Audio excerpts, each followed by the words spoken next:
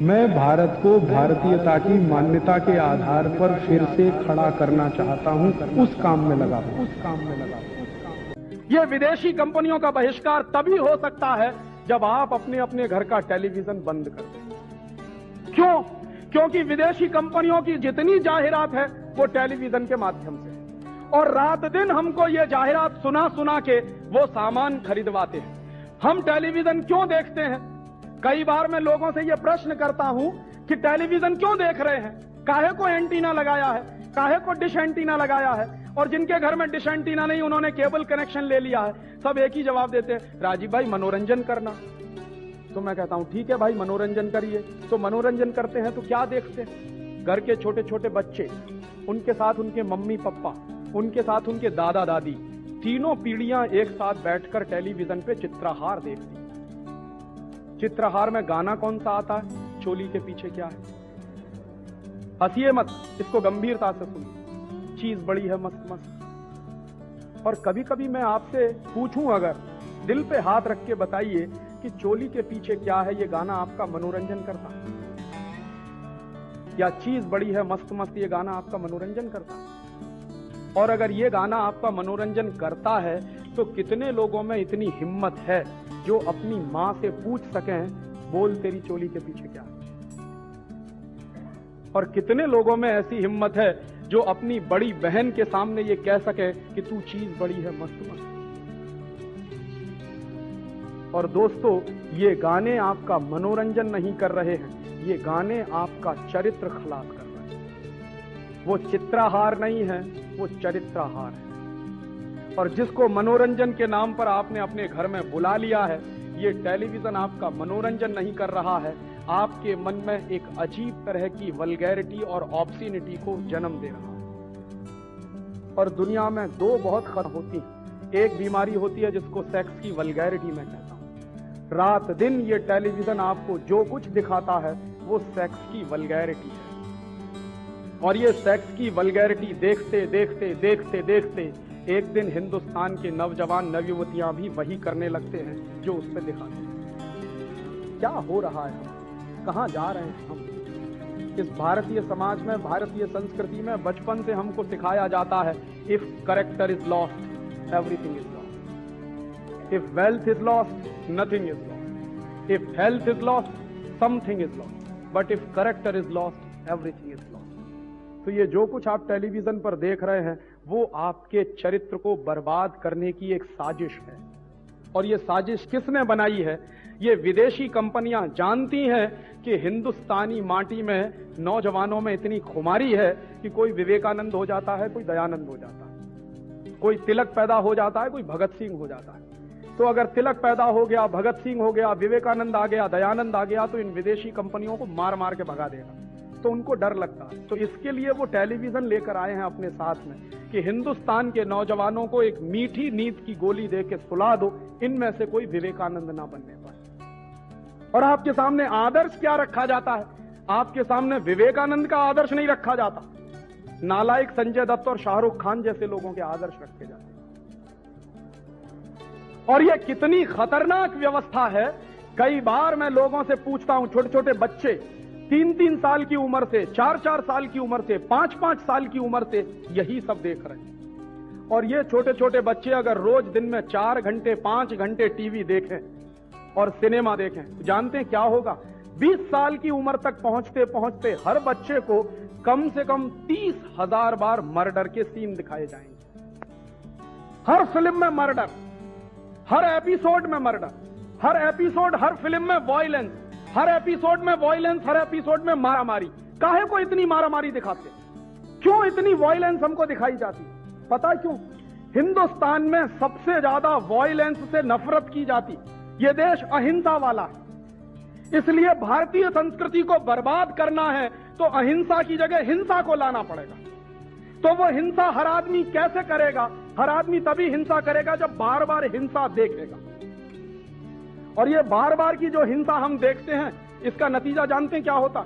Murder देखते देखते देखते देखते देखते देखते मन की दया खत्म हो जाती, करुणा खत्म हो जाती। और हमारे देश में एक कहावत कही जाती है, दया धर्म का मूल है।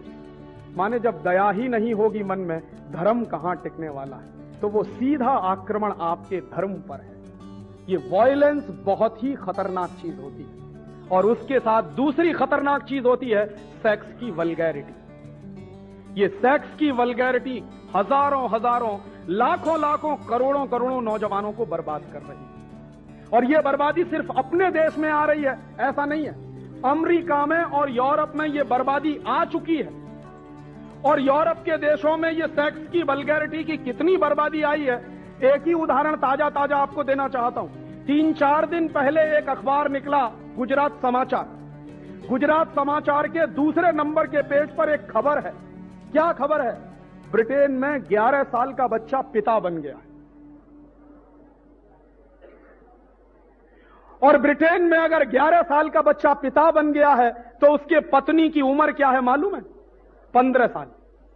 15 साल के बच्चे जिनकी उम्र स्कूल में जाने की है, कॉलेज में जाने की है कि मम्मी पापा बनने की है। और ये 11 साल और 15 साल के बच्चों को मां और पिता बनने का नुस्खा किसने दिया है? किसने फॉर्मूला दिया उनको? वो टेलीविजन से आया, सिनेमा से आया। और इस सिनेमा और टेलीविजन ने यूरोप के सारे नौजवानों को बर्बाद कर दिया।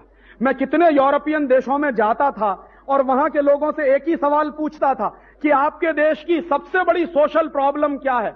तो वो कहते थे कि राजीव भाई, सबसे बड़ी प्रॉब्लम है कि हमारे देश में 10 साल की, 12 साल की, 14 साल की बच्चियां मां बन जाती। ये सबसे बड़ी प्रॉब्लम। और शादी करने की उम्र आते आते कोई लड़की 10 बार एबॉर्शन कराती है, कोई 15 बार कराती है। ये उनकी प्रॉब्लम है। वर्जिनिटी क्या होती है ये उनको नहीं मालूम है। क्यों नहीं मालूम है? भारतीय संस्कृति क्या होती है ये भी नहीं मालूम है। संयम क्या होता है, अपने ऊपर संयम रखने की व्यवस्था है। विद्यार्थी जीवन तो संयम वाला जीवन होता है, ये हर धर्म कहता है इस देश में। इसलिए विद्यार्थियों को गुरुकुल में जाना पड़ता था ताकि 25 साल तक संयम के साथ आप शिक्षा ग्रहण करिए। वो संस्कृति उनको नहीं आती। और उसके बाद आज उनके यहां प्रॉब्लम इतनी जबरदस्त हो गई है कि बिना शादी के पैदा होने वाले बच्चों को रखें कहां? तो बिना शादी के पैदा होने वाले बच्चों को रखने के लिए ही उनके देशों में कॉन्वेंट स्कूल खोले गए। कॉन्वेंट स्कूलों में यूरोप में कौन बच्चे पढ़ते हैं जिनके मम्मी पापा का पता नहीं है? क्यों नहीं पता है? हिम्मत नहीं है ये बताने की कि ये मेरा बेटा है या मेरी बेटी है। क्यों नहीं हिम्मत है? शादी के पहले हुए हैं। क्यों हो गए हैं शादी के पहले? टेलीविजन पे जो कुछ देखते थे, सिनेमा में जो कुछ देखते थे, वही किया फिर अपने जीवन में। और अब वही वल्गैरिटी अमेरिका में कितनी जबरदस्त आई है। अमेरिका में एक कमीशन बिठाया हुआ है, उस कमीशन में 2 चेयरमैन हैं। दोनों सौभाग्य से एक बार मेरे दोस्त बने थे। 4 साल पहले की बात है। मैं एक बार एक इंटरनेशनल कॉन्फ्रेंस में गया था, बॉन में, फिर फ्रैंकफर्ट में। वहां मेरी उनसे मुलाकात हुई। अभी वो दोनों व्यक्ति अमेरिका की सरकार के एक कमीशन के चेयरमैन हैं। वो कमीशन कर क्या रहा? कमीशन को जिम्मेदारी दी गई है कि पिछले 35 साल में टेलीविजन से अमेरिका में क्या नुकसान हुए हैं इसका अध्ययन करो। तो कमीशन की पहली रिपोर्ट आई है। वो रिपोर्ट क्या कह रही है? 90 million American youths are spoiled due to television and cinema. 9 crore अमेरिकी नौजवान बर्बाद हो गए हैं टेलीविजन और सिनेमा देखकर। 9 करोड़। अमेरिका की कुल आबादी कितनी है? 27 करोड़। 27 करोड़ आबादी में से 9 करोड़ बिल्कुल बर्बाद हो चुके हैं। और उन 9 करोड़ बच्चों की बर्बादी कितनी है? हर पहला और दूसरा बच्चा सीजोफ्रेनिक हो गया, पागल हो गया।